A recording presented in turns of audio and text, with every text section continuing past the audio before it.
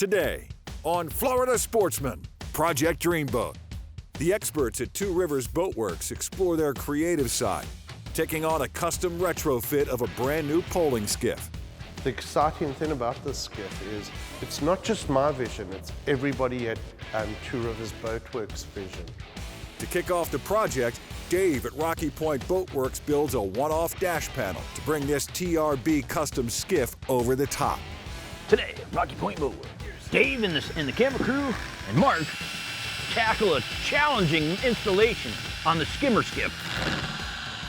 FS boating editor George Labonte joins Captain Ed Zayak aboard his completely rebuilt 22-foot Kenner.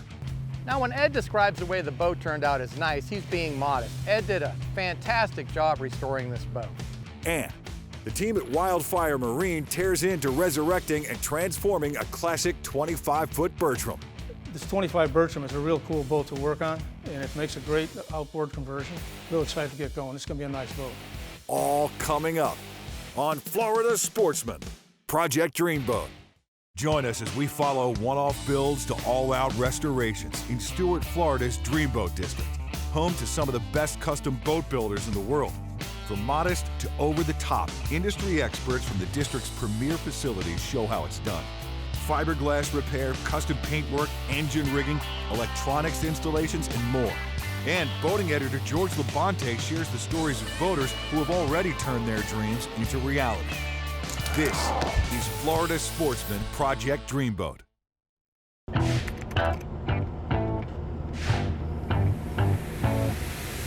So today we're headed up to Sanford, Florida, to the skimmer skiff factory. We're gonna pick up our second skimmer skiff. We're gonna head right back to the shop with it, get started doing some really cool things, and turn it into the Two Rivers edition of the skimmer skiff. So over at Two Rivers Boatworks, we're super excited to get involved in our third season of Florida Sportsman's Project Dreamboat.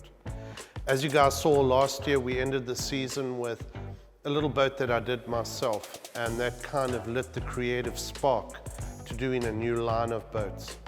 But what I discovered was there was a lot of interest in small boats. So we went about finding a small boat that was well built, had sort of a unique twist to it, and we came across skimmer skiff. And slowly but surely, we created a gem. We decided that, well, this is definitely a positive direction. We need to go in with the boat, with the way that we want to move our business forward. And that's kind of how TRB Editions were born. So TRB Editions are basically a custom side of Two Rivers Boatworks, where we're going to take brand new boats and customize them our special way. Right, they cost a bit more money, but you're getting a ton of luxury features in these little boats. Nate is off to Sanford to go and pick up one of these boats. I can't wait for him to get back here so we can see the boat in the flesh and get all the creative juices and energy flowing to design and build a perfect boat for a customer. Just gonna take a quick look at the boat, see how it looks before we hook it up and take it home. Not really much to worry about. One of the reasons that we decided to go with the skimmer skiff is the quality of work that they have. As we're walking around the boat, we're just checking to make sure there's no scratches on it, make sure that there's no air voids or anything in the fiberglass. Want to make sure that, you know, the build is what we ordered, the colors are right, you know, just the general inspection of the boat, make sure that everything's nice. When we get back to the shop, we can get going on it. All right, everything looks great. Let's get this thing hooked back up to the truck and take it back to the shop so we can start tricking it out. Now that we've got our hands on the second skimmer skiff, we're really excited to get working on it. It gives us a chance at the shop to kind of break up our normal day-to-day routine. It gives us a chance to use our creative sides a little bit. Dale spent a lot of time designing these boats and really put a lot of thought into how he wants it to look. So now it's our turn to bring Dale's vision to life and put all the custom touches on these boats. Once the boat arrived, I was really excited because it's going to be a boat that's going to represent Two Rivers Boatworks and the new branch of our business, TRB Editions, very, very well. When we return, Dave at Rocky Point Boat Works gets technical, fabbing a trick dash and more for the TRB skimmer skiff. This segment brought to you by Pacer Group, marine-grade electrical wire, components, and systems.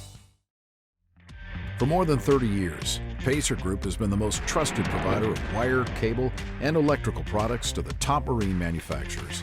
All of our wire and cable is made in the USA to ensure it's the best in the industry. Pacer Group provides the highest quality electrical products to be found in one place. You can order with us at pacergroup.net. Shop online and ship, or pick up your web order within an hour at our Hollywood, Florida location. Welcome back to Florida Sportsman Project Dreamboat. Join us as Rocky Point Boat Works brings a custom dash dream at TRB to life. All right, everybody, welcome back to another great season of Project Dreamboat. I'm Dave, owner of Rocky Point Boat Works. We're kicking off the season with a skimmer skiff for Two Rivers Boat Works and doing a pretty tricked out custom dash panel for them in our electronic side box. I'm ready to roll. I'm gonna use the notes from last build up here, and we're gonna start knocking these babies out. Make sure we got no scratches, because there's nothing like doing something and then not seeing where the scratches might have been. You peel it off and you're like, oh, especially on a job like this.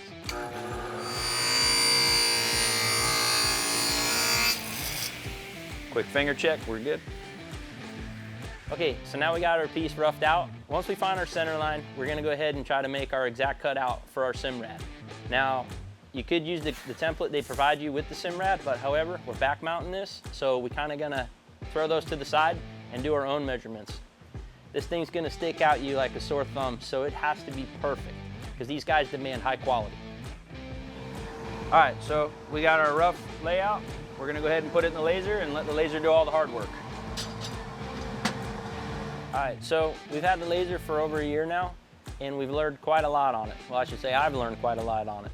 It's like having another employee here. It doesn't complain, it just works. Now, it took me 43 years to learn to work smarter, not harder. So the laser finished up its job, we took the material out, and we put it to the Simrad to check our fit meal. It looked pretty damn good, so we're gonna go ahead and move on to the next step. All right, so now we're gonna try to find the center line on this console before we pop any holes in it. Keep in mind, when you're putting holes in your boat, make sure you're putting them in the correct location and where you really want them, because unlike here, if I make a mistake in the acrylic, I can make another piece. You make a hole in your boat, well, then you're calling a guy like me to come out and fix it. Obviously, you can see it's not sitting flush, so we gotta continue to cut. That's why I only cut a little bit. I'm trying not to take out too much material. So we'll do a couple cuts here and there. If it takes me a little longer, so be it. So we just try to leave as much there as possible. The only thing I can say is when you're drilling into any type of fiberglass, sharp bits, new blades, take your time. Just because you're putting something in and you go, oh, I'm not gonna see it.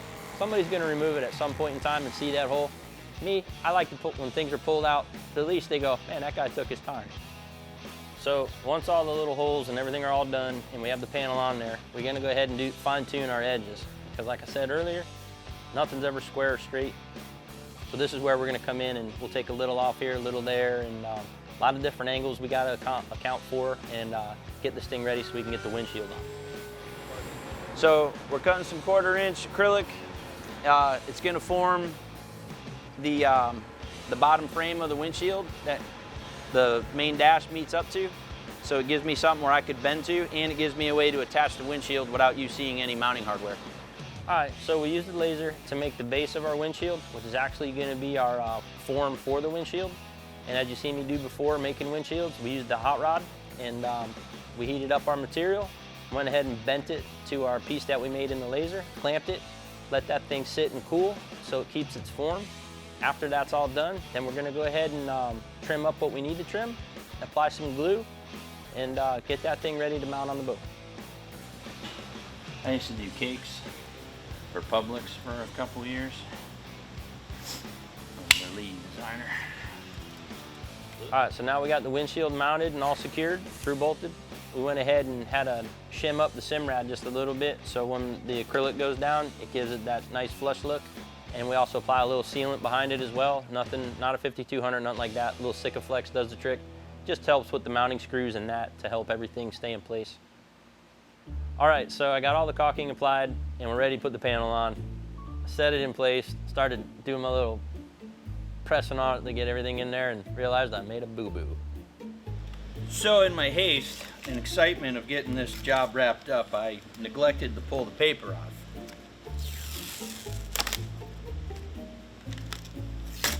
Good thing no one will see it though, because it just happened here with just me in the shop. You folks at home. Well, I'm very glad I caught that. So went ahead and removed it and cleaned up a little bit, reapplied some more adhesive and finally put it on. So caulking's in, wiping down everything. There's a few more things I need to do to this boat before they take delivery. Super excited seeing this project wrap up, and I look forward to seeing what the guys at Two Rivers do. If it looks anything like the other boat they did, it's gonna look amazing. When we come back, George Labonte joins Dreamboat owner Captain Ed Zayak aboard his completely rebuilt and customized 22-foot Kenner in this week's One Man's Dreamboat segment. This segment brought to you by Taco Marine. Troll the edge. Safety is paramount when boating. That's why Taco developed the Grand Slam 800 VHF antenna mount. Easily raise and lower your boat's antenna by simply unlocking the crank handle from the base and turning. It's quick, easy, and best of all, safe. No more climbing on gunnels, seats, or tops just to adjust your antenna. Find out more about the Grand Slam 800 VHF antenna mount at tacomarine.com. Welcome back to Florida Sportsman Project Dreamboat.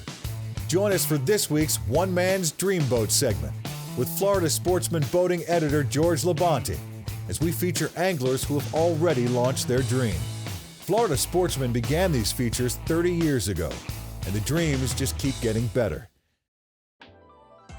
Today we're in Stuart, Florida to meet up with Captain Ed Zayak. Now Ed is a native of Stuart, Florida and a veteran fishing guide in the Treasure Coast. We're here today to have a look at Ed's beautifully restored Kenner Bay boat. I'm Captain Ed Zayak. I've been guiding here in the Treasure Coast since about '98. And over those years I've had several different boats and kind of eventually moved on to the promotional boat program. So when I had the chance to get into this Kenner, I jumped on it and I liked the boat, it was great. And turn around and I've been guiding out of it now for maybe 11 years, so that went pretty quick. It got pretty beat over the 11 years and it was time to do something, so it was either buy a new boat or fix up the old boat. Well, if you've seen the show before, you know what Ed's next move was. He decided to restore the trusty old Kenner. This would prove to be a move that was not only going to save Ed money, but it was going to keep him on familiar ground and let him continue to fish off of a tried and true platform. I didn't think it was that bad until I really got down there close and started looking, and it was pretty bad. It needed some love. Nothing really structural, a lot of fiberglass cracks and chips and scrapes and scratches over the years. The old non-skid was actually wore out behind the console where I stood, where my feet were. Luckily I had a lot of help. A lot of friends came and volunteered some time. We had some sanding parties, and big thank you to all those guys that showed up, because it was not fun. When I started tearing things apart, you could tell that over the years, all the beating up and down the river, and it had really loosened everything up. I don't think there was one screw that was tight joining my cap to the hull. So once it was re-glued and screwed back together, the boat has a much more solid feel now. One cool feature I added was a little tackle storage center under my tower where I stand. And it's perfect, it's about waist high. You open it up, I built a little drawer that slid out, and it's right below where I keep my rods, the rod holder, so I can drop down and rig, keep all my terminal tackle in there. Very convenient, very easy to keep everything organized. When I laid the boat out, it was just over years of guiding. I wanted it to be clean, simple, and efficient. A centerpiece of the Kenner and a part that I really appreciated was the tower riser setup that Ed added to the boat. This would allow him to have a lot of storage underneath, and two, it was going to give him a better vantage point for sight fishing. With our fishery changing, you know, being elevated, I'm going to spend more time out on the beach running, looking for fish. It was just a natural progression to throw that tower in. Also, when I added the tower, I was able to slide the whole setup forward, which opened up the whole back end of the boat, gave me a lot more fishable space. The repowering was a huge upgrade. I put the new 200 4-stroke, and what a fantastic motor. The fuel efficiency is incredible. Loaded with gear, live wells, customers on board. We're making almost 5 miles to gallon, so I couldn't be happier with that. And I did a lot of other upgrades, new jack plate, 2 new Minn Kota Raptors, new trolling motor, new Solex. I redid all the wiring, new fuses, we switched panel, did everything myself so I know exactly where every wire is. Basically, it's like a brand new boat. One of the things I noticed right away when I finished the boat was it's so much easier to keep clean now. Before, it was so old, beat up, and dull that it sucked in every stain, every dark water stain, blood stain, you name it, sunscreen, and it's almost a pleasure to keep it nice because it's so easy to clean. So if you see my boat now, you'll see me, I have a rag constantly, I'm wiping up, and it's nice. Having something nice makes you want to keep it nice. Now, when Ed describes the way the boat turned out as nice, he's being modest. Ed did a fantastic job restoring this boat. And this old Kenner ended up looking like a brand new boat, and more importantly, a boat that he was familiar with and one that was going to provide him with many more years of service. This boat's been good for a lot of years. You know, I've made a lot of money in that boat. It's got me through a lot of situations, very comfortable with it. So it feels good to kind of fix it up, give it a new life. We're gonna go a little bit longer and keep fishing. After an initial investment of $15,000 and spending $20,000 on repairs and custom modifications, the cost of Ed's Dreamboat comes to a total of $35,000. When we return, the team at Wildfire Marine begins the extensive overhaul of a classic 25-foot Bertram. This segment brought to you by Suzuki Marine, the ultimate outboard motor.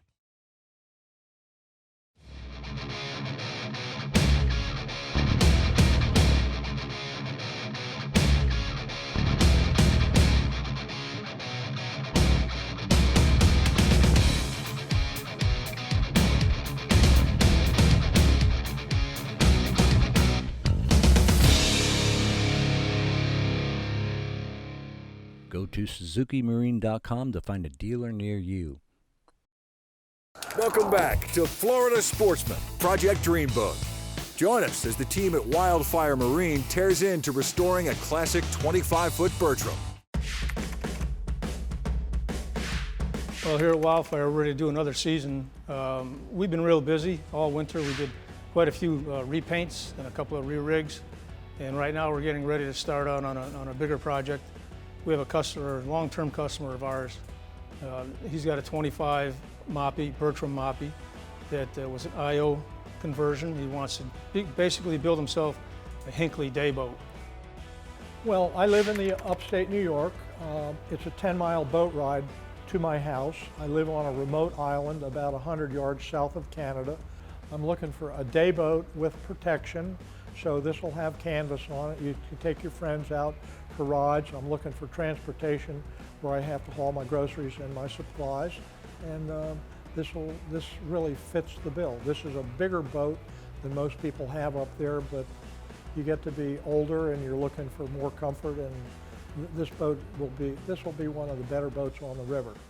This is the 12th boat that I've done for either Dave or his brother Don. And the bulk of them have been Bertrams. He's really a Bertram aficionado. He knows a lot about them. He's dealt with them. He's owned them for, I think the first one he said he bought over 45 years ago. And he still has another 20-foot Bertram that we did for him several years back. Dick Bertram was at an America's Cup race in the late 50s, and he observed a 23-foot boat the race was called off. He observed a 23-foot boat out there. He couldn't believe its capability. So he sought out the captain and found that that boat had been designed by Ray Hunt. And what was different about it was the 24 to 27 foot dead rise and also the lifting strakes that were on the boat. And the deep V was a concept that Hunt saw. And so the next step was Bertram then commissioned Hunt to build the Moppy. And the Moppy was a 31-foot plywood boat. Bertram went out there. They laughed at him when he showed up with the Moppy down in Lauderdale. And he blew away the competition on the Miami to Nassau race in nasty seas and won by 4 hours, next boat. They took the 31 and they retired it, and they turned it over and they used that as the mold for making the 31s. But in the meanwhile, he needed to capitalize the company, and 31s were a lot of money in those days, so they started out with a 25. Basic, same design, and tremendous seaworthy capability. So that's kind of my attraction to them. I owned a project down in Fort Lauderdale called 17th Street Quay. And I was trying to get Bertram as a tenant, and I ran into a guy by the name of Meredith Drummond, who had been with Bertram from the inception of the company. And he just called me up one day and said, "David, I got a perfect boat for you. It's a 25. It's been repowered. It had in it what I guess was called a 488. I just bought the boat as a lark because it was good value. Used it a few times. Somebody stole the outdrives on it, and I parked it. And I parked it for 20 years. And I finally got to the point where I said, at my age, I'm either going to do something with it or not. And I'd say the thing that really made the deal for me was the advent of these brackets. The Armstrong brackets have given new power options to this boat, whereas the way the stringers were set up for the inboard outboards, they were too close. You're going to have to redo the transom anyhow. The V-drives is a crappy option, and all of that ate up cockpit space in this boat. And these boats now are $250,000 or up, when I can be into this boat for 20 cents on the dollar and have just as good of a boat. So that's my attraction. We're real excited to get to work on this boat for David. This 25 Bertram is a real cool boat to work on, and it makes a great outboard conversion. And he's got some really good ideas that we're going to go into, further along the line. But real excited to get going. It's going to be a nice boat. Next week on Florida Sportsman Project Dreamboat, we join the fiberglass gurus at Wildfire Marine as they prepare the Bertram for new flotation bracket and outboard power. George Labonte joins Jonathan Bilby aboard his fully restored 1978 Boston Whaler Outrage. The experts at TRB dive into the skimmer skiff project, starting with bilge basics. And the Rocky Point Boatworks team provides valuable insight while performing routine service work on a new Suzuki outboard.